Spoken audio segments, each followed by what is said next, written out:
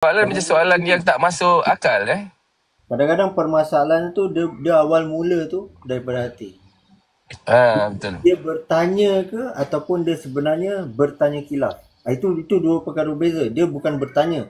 Kalau bertanya bermakna seseorang tu dia ingin mengambil tahu. Tapi kalau bertanya menanya kilaf bermakna itu sebenarnya dia tengah menguji persoalan dia sendiri. Padahal dia Betul. Betul. Ini ibarat apa tau? Ibarat guru tak ajar. Senang cakap. Kalau bahasa kasar kita cakap macam guru tak ajar. Apa tu cakap? pasrah. Betul. Pasang. Kakak Bunga pun saya rasa pun ada gunakan itu istilah bahasa sikap pasang.